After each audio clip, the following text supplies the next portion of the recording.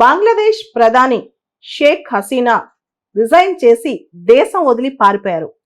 తను తన sister military helicopter ఎక్కి లండన్ పారిపోతున్నారంట. భారతదేశం ఎయిర్ రూట్ మీదుగా పారిపోతున్నారని చెప్పి కథనాలు వినిపిస్తున్నాయి. అసలు అంత గతేంటి? ఈవిడ పారిపోవాల్సిన అవసరం ఏంటి? యాక్చువల్గా ఈవిడ ఒక డ్రెకోనియన్ రూల్, చాలా హార్ష్ రూల్ అన్నమాట.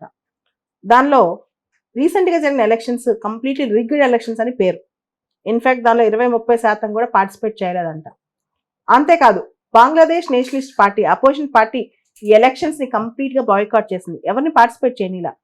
దాంతోపాటు Sheikh Hasina one nation party, తన పార్టీ ప్రతిదీ మొత్తం అనమాట. ప్రజలకు విసుగొచ్చింది. కంప్లీట్ గా ఎక్స్ట్రా జ్యుడిషియల్ కిల్లింగ్స్, అపోజిషన్ వాళ్ళని చంపేయటాలు అన్నీ ఇన్ని కావు.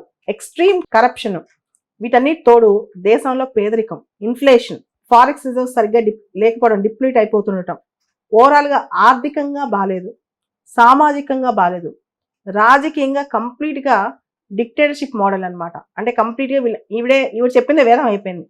దాంతో ప్రజలు విసిగెత్తారు. యాంటీ కోటా అంటే యాంటీ రిజర్వేషన్ ప్రొటెస్టులు కాస్త యాంటీ గవర్నమెంట్ ప్రొటెస్టులు అయ్యాయి. ఈరోజు చాలా మంది ఆవిడ ఇంట్లోకి వెళ్ళిపోయారనమాట. ఘనా భవన్ అని చెప్పి ఆవిడ ప్యాలెస్ లోకి ఎంటర్ అయిపోయారు. దాంతో ఈ వార్తలు ఆమెకు అంది. అంటే ఇంకా సెక్యూరిటీ సేఫ్ జోన్ ఆమెకు లేదని చెప్పి ఆవిడ పారిపోయింది దేశాన్ని వదిలేసి. బంగ్లాదేశ్ ప్రధాని దేశాన్ని వదిలేసి పారిపోవటం అనేది పెద్ద విషయం. దాంతోపాటు ఇండియాకి బంగ్లాదేశ్కి 4096 కిలోమీటర్ల బార్డర్ ఉంది. మనకి 5 రాష్ట్రాలు బంగ్లాదేశ్తో బార్డర్ షేర్ చేసుకున్నాయి భారతదేశం తరఫున. ఇప్పుడు మనం అక్కడ అల్లర్లు పెరిగితే మనం కూడా శాంతి భద్రతలు కాపాడుకోవాలి. దానికోసం మనం కూడా దానికి సన్నాహితం అవుతున్నాం అనమాట. ఎందుకంటే బంగ్లాదేశ్లో ఏం జరిగినా దాని రిపర్కషన్స్ ఇమీడియట్ నైబర్ అండ్ మన పెద్ద బార్డర్ ఉన్న నైబర్ ఇండియా, మన దేశం ఉందన్నమాట. ఈ దేశానికి ఇప్పుడు కాస్త మనం కూడా జాగ్రత్తగా ఉండాల్సిన టైం అనమాట. సేమ్ ఇలాంటి సందర్భమే ఎగ్జాక్ట్ గా 2 సంవత్సరాల క్రితం శ్రీలంకలో జరిగింది. శ్రీలంకలో ప్రెసిడెన్షియల్ ప్యాలెస్ లోకి ప్రజలు వెళ్ళిపోయారు. రెండిట్లో చాలా క్లోజ్ రిజంబ్లెన్స్ కనిపిస్తుంది. ఒకటి ఆర్థిక పరమైన కష్టాలు, సింగిల్ పార్టీ ఆల్మోస్ట్ మొత్తం నేషన్ ని కంట్రోల్ చేయటం, హ్యూమన్ రైట్స్ అబ్యూజెస్, అండ్ 2 చోట్ల మనం గమనిస్తే ఎక్కువ గొడవలు చేసింది అక్కడ ఇక్కడ కూడా యూత్.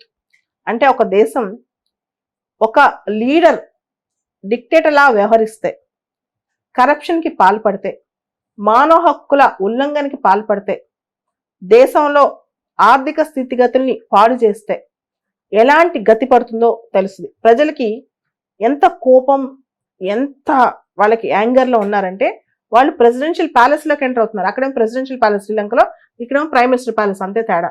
ఎంటర్ అయ్యి మరి అన్ని కొల్లగొడుతున్నారనమాట. ఇటువంటి దుస్థితి తెచ్చుకోవడం ఎందుకు? ఇంత దూరం తెచ్చుకోవడం ఎందుకు? ఈ ప్రశ్నకి షేక్ హసీనా ఖచ్చితంగా వాళ్ళ దేశస్తులకి సమాధానం చెప్పాల్సిందే. అరిస్టోటల్ అనే పొలిటికల్ థింకర్ ఒక మాట అంటారు, poverty is the parent of crime and revolution అని. ఎప్పుడైతే దేశంలో ఆర్థికపరమైన కష్టాలు వస్తాయో ఆ టైంలో రూలర్స్ సరిగా రెస్పాండ్ అవరో, ఆ టైంలో రూలర్స్ అన్ని వాళ్ళ ప్రివిలేజెస్ అనుభవిస్తూ పేదలను పట్టించుకోరో, యూత్ ని పట్టించుకోరో, ఆటోమేటిక్ గా వీళ్ళు తిరగబడతారనమాట. మీరు గమనిస్తే వెనిజులాలో ఇలాంటి సందర్భం వచ్చింది, శ్రీలంకలో ఇలాంటి సందర్భం వచ్చింది, ఇప్పుడు బంగ్లాదేశ్లో ఇలాంటి సందర్భం వచ్చింది. ఈ టైంలో రూలర్స్ దేశం వదిలి పారిపోవాల్సిన పరిస్థితి వస్తుంది. ప్రజలకి పాలకులకి మధ్య గ్యాప్ బాగా వచ్చేసినప్పుడు, నియంత్రణలాగా వాళ్ళు ప్రవర్తించినప్పుడు, మానవ హక్కులు పట్టించుకోనప్పుడు, డెమోక్రసీ అంటే ప్రజాస్వామ్య విలువలు పాటించినప్పుడు విప్లవాలు వస్తాయని చెప్పి ఎప్పటి నుంచో రాజనీతి శాస్త్రజ్ఞులు చెప్తున్నారు. ఇప్పుడు అదే నిజమవుతోంది. ఇక భారత్ బంగ్లాదేశ్ సంబంధాల విషయానికి వస్తే గనక షేక్ హసీనా భారతదేశానికి కాస్త ఫేవరబుల్ గా ఉండే మనిషి. ఈవిడ రిజైన్ చేయటం అనేది ఇండియా కాస్త ఇప్పుడు ఇండియా బంగ్లాదేశ్ రిలేషన్స్ లో కొత్త డైమెన్షన్స్ మనం ఎత్తుకోవాలి. ఇక నుంచి మనం ఇండియా ఫారెన్ రిలేషన్స్ లో నేషనల్ ఇంట్రెస్ట్ కి ఎక్కువ ప్రయారిటీ ఇవ్వాలి. అక్కడ లీడర్ ఎవరున్నారు, ఏ పార్టీ ఉన్నది అనేది అనవసరం అనమాట. ఇంతకు ముందు బంగ్లాదేశ్ నేషనలిస్ట్ పార్టీ, ఖలీదా జియా పార్టీలో చాలా సందర్భాల్లో ఇండియా అవుట్ చాలా నడిచేది అనమాట. ఇండియా అంటే చాలా నెగిటివ్ స్టేట్మెంట్స్ ఇచ్చేవాళ్ళు వాళ్ళు. అక్కడ మాల్దీవ్స్ లో ఇప్పటి వరకు ఎలా నడిచిందో అలా ఉండేది పరిస్థితి. ఇప్పుడు మళ్ళీ అలాంటి పరిస్థితి వచ్చే అవకాశం ఉందా బంగ్లాదేశ్ లో ఇండియా పైన? ఇది కూడా పెద్ద క్వశ్చన్ అనమాట. ఇవన్నీ కూడా మనం థింక్ చేయాలి. భవిష్యత్తు అంటే బంగ్లాదేశ్ లో పొలిటికల్ రిపర్కషన్స్, పొలిటికల్ డైమెన్షన్స్. ఎందుకంటే ఇండియా బంగ్లాదేశ్ సార్క్ లో మెంబర్స్, ఇండియా బంగ్లాదేశ్ బిమ్స్టెక్ లో మెంబర్స్, ఇండియా బంగ్లాదేశ్ BBI లో మెంబర్స్, ఇట్లా చాలా వాటిలో మనకి బంగ్లాదేశ్ తో సంబంధాలనే బార్డర్ ఉంది. సో ఈ సందర్భంగా బంగ్లాదేశ్లో ఏ పొలిటికల్ డెవలప్మెంట్ వచ్చినా దాని రిపర్కషన్స్ ఖచ్చితంగా భారత్ మీద కూడా ఉంటాయి.